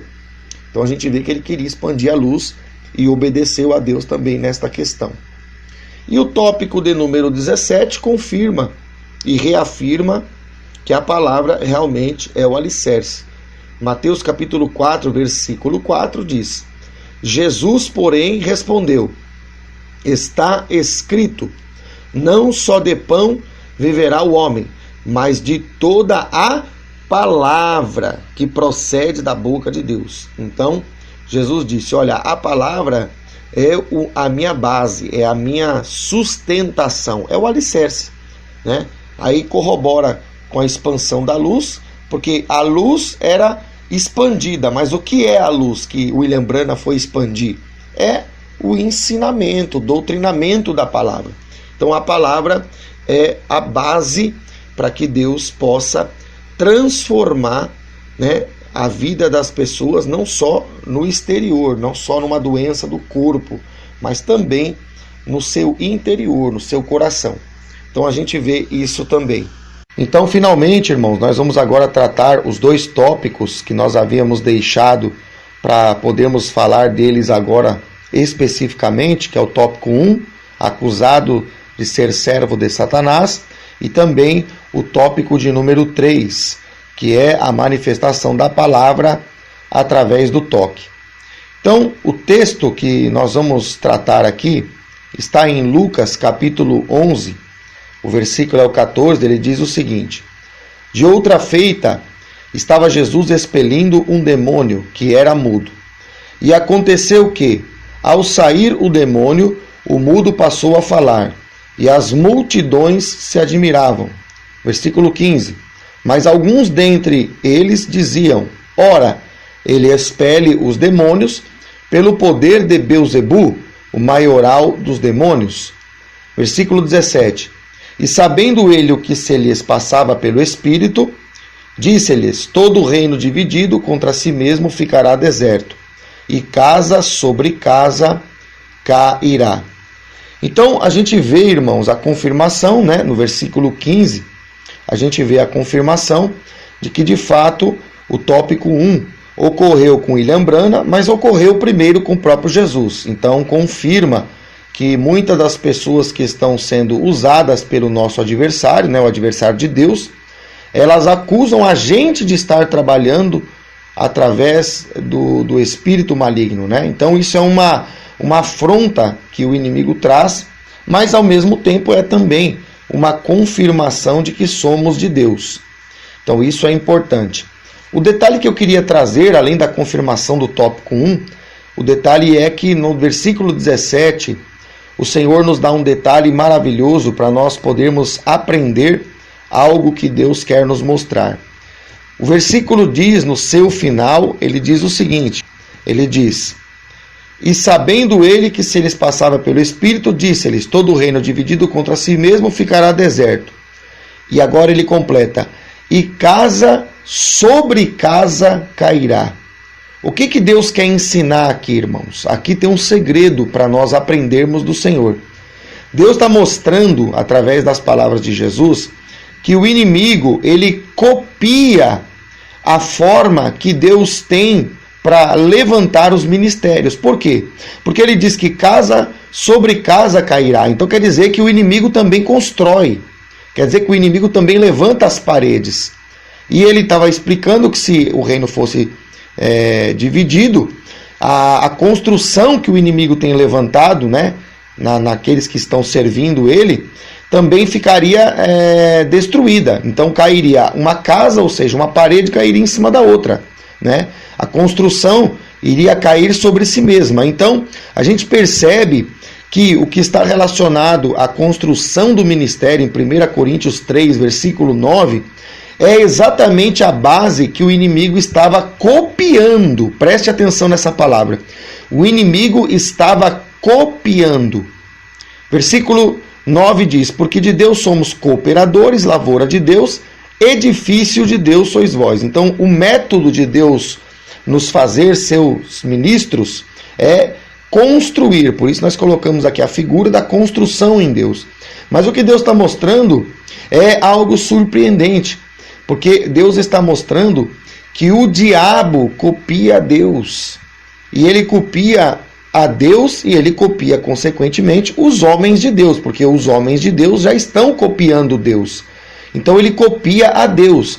E a pergunta que o Senhor nos traz aqui para nós refletir é: se o próprio adversário de Deus copia a Deus, por que os de Deus não querem copiar a Deus? Por que aqueles que se dizem da fé, né, da fé cristã, por que eles não querem copiar? Se o princípio de copiar, como nós temos aprendido com o irmão William Branham, né, Deus usou ele para ser um modelo para que muitos pudessem copiá-lo. Jesus é o maior modelo de todos. Nós estamos copiando Jesus até hoje. Continuamos a copiar as passadas do mestre. Pois é, até o próprio inimigo usa essa condição de cópia, de copiar. Agora a pergunta é: se o inimigo, que é o pior que existe, copia, por que os crentes não querem copiar? Aí vem aquela questão: não, mas eu não vou copiar porque ele é um homem. Pois é, mas Deus não usa o homem, não usa a mulher, Deus não usa o servo, a serva de Deus. Então quando eu copio Paulo, eu não estou copiando Paulo só, eu estou copiando Cristo.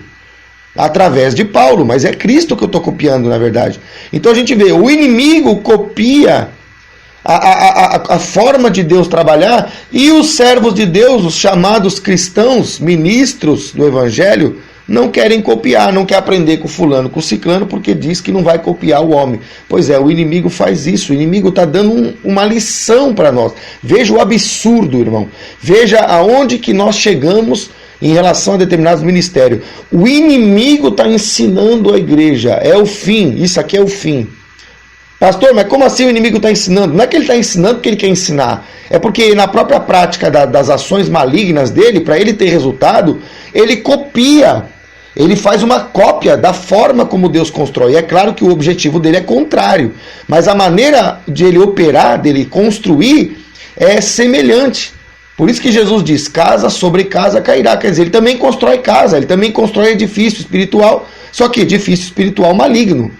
Agora, se o inimigo copia, por que os crentes não copiam? Entende? É isso que Deus está chamando a atenção aqui, é algo que parece nos deixar até perplexos, porque se aquilo que é ruim copia o que é bom, por que aquilo que se diz que é bom não pode copiar o outro irmão que está ligado ao Deus que é bom? Não dá nem para entender, irmão. Perder para o diabo copiando Deus e a gente não quer copiar. É uma coisa que não tem assim muito como nem explicar.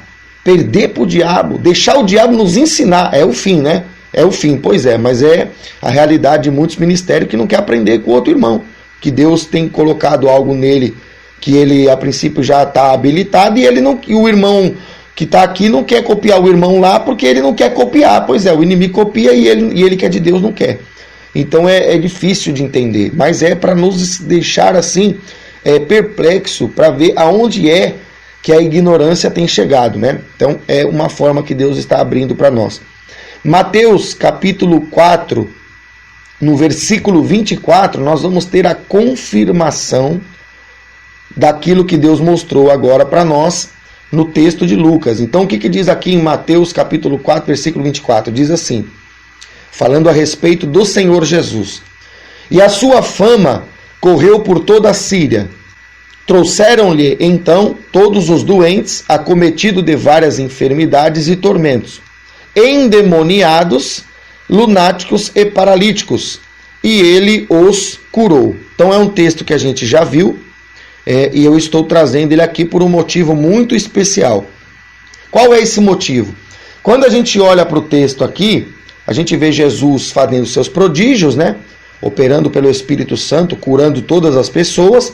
É parecido lá com William Branham, que curava muita gente. Então a gente vê a característica do ministério que estava coincidente, Jesus e William Branham, né?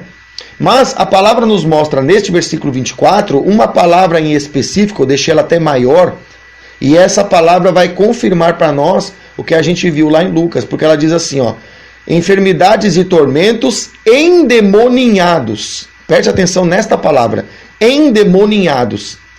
E aqui o Senhor me abria a revelação para nós meditar nisso. O que é endemoninhados? Endemoniados, irmãos, demoniados vem de demônio. Então quer dizer que é a ação do espírito maligno, né? A pessoa estava com o demônio, estava endemoniada. Então é a ação do demônio, demoniado. Agora quando ele põe no final ninhados, preste atenção nesta palavra, ninhados. Eu estou tirando endemô e estou separando a palavra em duas. Endemô fica para trás, e aí você pega só a palavra ninhados. Sabe o que Deus está mostrando aqui? Que o demônio, para atuar, ele constrói ninhos. Entende bem o que Deus está mostrando? Para o demônio atuar, até o momento ele estava atuando, Jesus vai lá e liberta. Mas até Jesus libertar, ele estava endemoniando as pessoas. Então ele estava criando ninhos. O que é um ninho? Um ninho nada mais é do que uma construção. Você já viu um passarinho construir um ninho? Ele vai construindo assim, vai forjando o ninho, vai construindo, e o ninho se constitui numa construção onde ele vai habitar, vai morar, vai até muitas das vezes procriar, né? Liberar os seus filhotes ali e deixar os filhotes ali para poder ele trazer a comida para os filhotes. Então ele constrói um ninho, ele constrói uma casa. E o demônio, o endemoniado, é o demônio que construiu um ninho. Quer dizer, o que Deus está confirmando aqui? Deus está confirmando que o inimigo de fato ele constrói. Mas a gente viu que Deus é quem constrói, porque ele fala que nós somos edifício espiritual. Pois é, mas o diabo, para perturbar, para tomar posse das vidas, para ele fazer o mal para as pessoas, ele vai construir o ninho. Ou seja, ele vai levantar uma construção maligna, que é, na verdade, de novo, aquilo que eu acabei de falar, é uma cópia do que Deus nos propôs. De nós levantarmos uma construção, só que no caso em Deus. Percebe que o inimigo está copiando. Por outro texto, nós estamos vendo que ele constrói ninho, e através do ninho, da construção, desse detalhe da construção, que é uma cópia do que Deus nos deu, ele constrói uma coisa maligna através da cópia. Ele está copiando Deus para poder fazer aprisionar as almas, as pessoas. Então a gente vê dois textos mostrando que ele copia, Lucas 11, 17 e Mateus 4, 24, né? E Deus mostra através de dois textos que o inimigo está copiando. E os servos e as chamadas servas de Deus não querem copiar. Veja só, meu querido, veja só aonde é que o inimigo nos enganou. Então nós temos que abrir muito a cabeça e perceber aquele irmão que já tem levantado uma construção maior do que a nossa. Vamos ser sábios, vamos copiar, porque se nós não copiarmos, vamos perder para o diabo, vamos perder para os próprios demônios. É o fim da picada, mas é verdade, porque ele endemonia, ele cria ninho, ele constrói, ele copia Deus, né? E a gente não quer copiar. Aí eu coloquei aqui uma figura ou um texto que vai mostrar para nós, né, a manifestação que a gente tem no nosso vídeo. Nós vamos passar o vídeo aqui.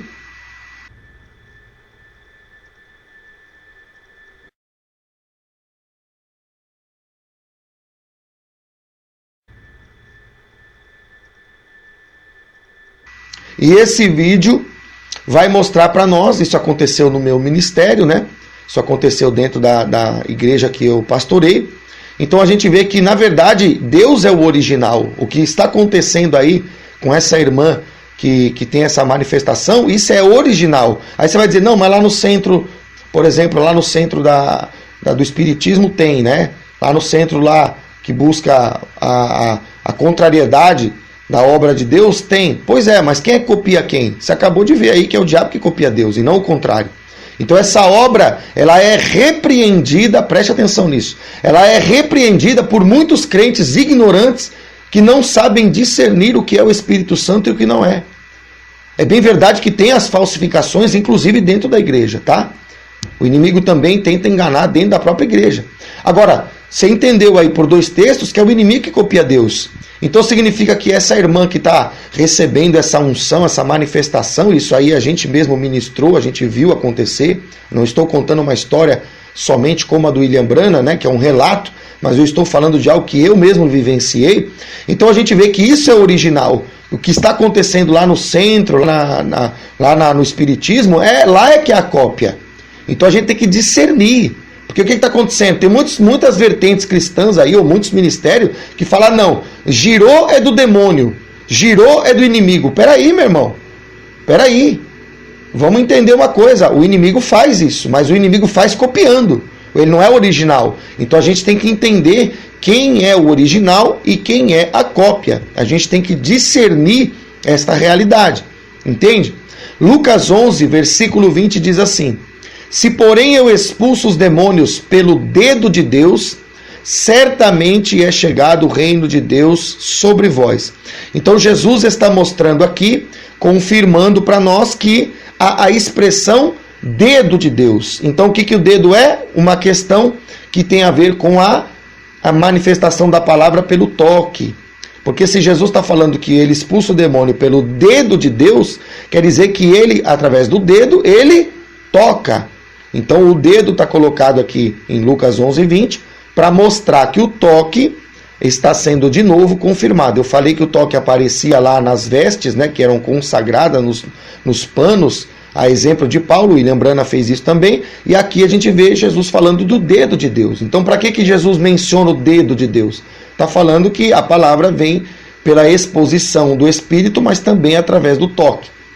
E a gente vê isso, irmãos, aqui em Mateus capítulo 12, no versículo 28, ele diz assim, ó: se porém eu expulso o demônio pelo Espírito de Deus, certamente é chegado o reino de Deus sobre vós. Então ele explica aqui no texto de Mateus a manifestação do Espírito, mas lá no texto de Lucas 11:20, ele mostra que o Espírito flui pelo toque, pelo dedo, né? Então, acho que ficou claro aí, não há muita dificuldade da gente compreender. Então, a gente confirma o tópico 3, que é a manifestação da palavra através do toque. E, finalmente, irmãos, eu queria trazer algo interessante que o Senhor me deu aqui, através do texto de Mateus 12:28 e Lucas 11:20, eu vou fazer uma comparação entre os dois evangelhos e nós vamos perceber algo interessante, que é o seguinte: quando a gente olha para Mateus capítulo 12, versículo 28, no final do versículo, há uma expressão que diz assim: certamente é chegado o reino de Deus sobre vós. Quando a gente olha para Lucas capítulo 11, versículo 20, a gente vê a mesma expressão. Eu coloquei 3 pontinhos porque eu quero comparar só a parte final do versículo, tá? Só a partir do certamente para frente, eu quero fazer a comparação. Então, no Lucas 11:20 diz: certamente é chegado o reino de Deus sobre vós. Se você olhar, a mesma afirmação está sendo feita tanto em Mateus como em Lucas. A mesma passagem, o mesmo evento e a mesma afirmação, que eu estou comparativamente o texto de Mateus com o texto de Lucas. Mas há um detalhe interessante de nós observarmos que eu queria chamar a sua atenção. No texto de Mateus, você tem o texto: certamente é chegado o reino de Deus sobre vós, mas você tem uma pequena diferença em relação ao texto de Lucas. Se você observar, você vai ver que no texto de Lucas, depois da palavra certamente, existe uma vírgula. Note esse detalhe: existe uma vírgula. No texto de Mateus, essa vírgula não existe. Pode pegar na tua Bíblia e pode conferir. Em Mateus 12:28, depois do certamente não tem vírgula. Em Lucas 11:20, depois do certamente tem vírgula. Então há uma diferença de pontuação, não de conteúdo e nem de palavras, mas há uma diferença em pontuação. E aqui o Espírito Santo dava para mim uma condição que nós precisamos aprender. Deus nos chamou para copiar. Eu creio que você já entendeu isso. Você acabou de ver que o inimigo mesmo faz isso. Então Deus nos chamou para copiar. Porém, você pode perceber que a mesma frase, o mesmo conteúdo de palavras que está no Mateus e está no Lucas, ele está sendo diferenciado somente por uma pontuação, no caso uma vírgula. E o que Deus quer nos ensinar com isso? Deus quer nos ensinar que Ele vai te dar as palavras. Ele vai te revelar o conteúdo que Ele quer manifestar através de você. Mas Ele também quer mostrar que na hora que Ele for usar você, você vai ter a sua própria cadência. Você vai ter a sua própria condição de levar o conteúdo de Deus segundo o seu ritmo. Porque a vírgula faz o que na frase? A vírgula, ela controla o tempo. Quando você tem uma vírgula, há uma parada, há uma inflexão ali. Há uma condição de você ler de uma forma um pouco mais pausada, vamos dizer assim. Então você está mudando o tempo de como as palavras são pronunciadas. O que Deus está querendo mostrar? Deus está querendo mostrar que se por um lado nós temos que copiar, por outro lado, na hora que Deus for te usar, Ele vai usar na forma que você, no seu tempo, na sua cadência, no seu próprio ritmo. É por isso que Mateus escreve de um jeito, né, com uma cadência, sem vírgula, e Lucas escreve de um outro jeito, com vírgula, ou seja, de uma cadência, num ritmo diferente. Aí você vai copiar o irmão, aí você vai copiar e vai pronunciar a sua pregação exatamente igual ao irmão? Não. Você vai trazer talvez alguns conteúdos que você aprendeu com o irmão, com a irmã. Mas o que você vai fazer é colocar aquele conteúdo do seu jeito, no seu próprio ritmo. E é aqui que diferencia a ministração do irmão para outro irmão. Apesar de nós termos que copiar os irmãos, no sentido de aprender o conteúdo, você vê que o conteúdo de Mateus 12:28 é o mesmo conteúdo de Lucas 11:20. Porém, a forma que Deus usa Lucas é diferente da forma que Deus usa Mateus. A forma que Deus vai te usar é diferente da forma que a pessoa que foi usada por Deus para poder te ensinar. Por quê? Porque você tem a sua própria expressão. Então a gente, apesar de copiar, a gente tem que ser original na hora de transmitir. Como assim, pastor? Na hora que você copia, você pega o conteúdo. Vou dar um exemplo aqui para você entender. Vou usar uma linguagem aqui, uma parábola para você entender. Imagine que você tem uma refeição para servir. Imagine que você tem um determinado tipo de refeição para servir. Aí você pega a refeição do seu professor que está servindo aquela refeição para você, você vai pegar aquele conteúdo, aquela comida e você vai servir. Só que ele serve, vamos dizer assim, vou colocar aqui uma ideia para você. Ele serve, vamos dizer assim, de uma forma, num prato tal. E você vai servir num outro tipo de prato. Você vai servir de uma outra maneira. Você vai servir de uma outra perspectiva. Então ele colocou um prato redondo, você bota um prato quadrado, você bota um detalhezinho ali que você colocou a comida de um jeito diferente. Aí você vai dizer, pastor, mas é a mesma comida? É, mas o jeito dele de levar a comida à mesa é diferente de você. E você é diferente do outro. E é aí que se diferencia o nosso ministério. Então por isso que copiar não é errado. Agora o que Deus quer, além de você copiar aqueles que são de Deus, Deus quer que você aproveite a característica que é sua, que o outro não tem, que é só sua. É a vírgula que você vai colocar. Por isso que Lucas colocou a sua característica. Ele botou uma vírgula depois do certamente. E Mateus não tinha essa característica, então ele não pôs.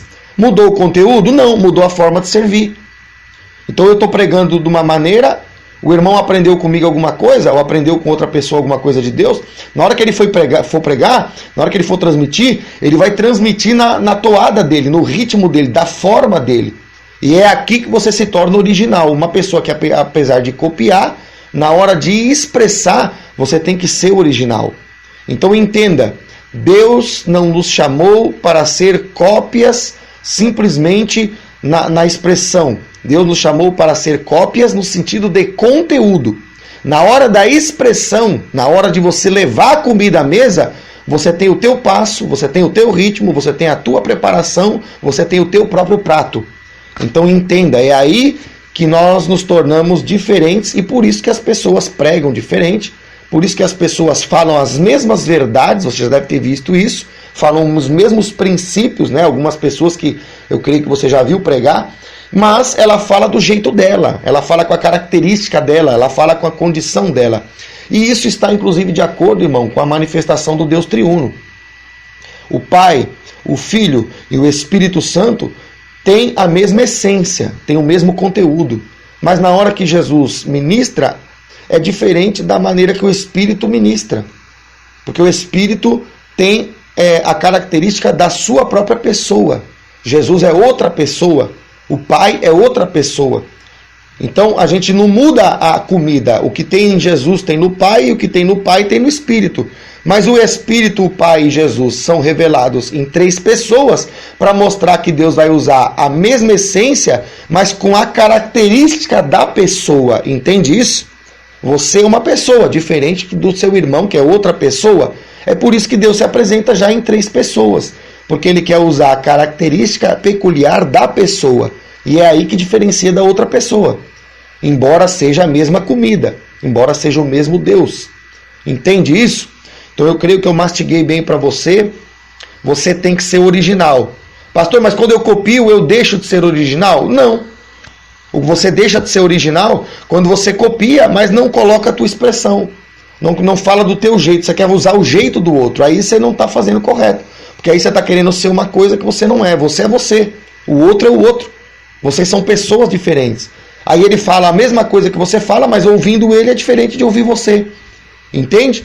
Então é isso que Deus estava trazendo para mim ministrar a vocês. Então eu creio que Deus já tem nos ensinado. Nós vamos continuar falando sobre este tema. Então Deus vai trabalhando e vai nos ensinando os princípios que Deus tem a nos revelar e também a nos habilitar a sermos mais proeminentes pelo ministério. Eu vou ficando por aqui. Um grande abraço a todos e fiquem todos na paz do Senhor.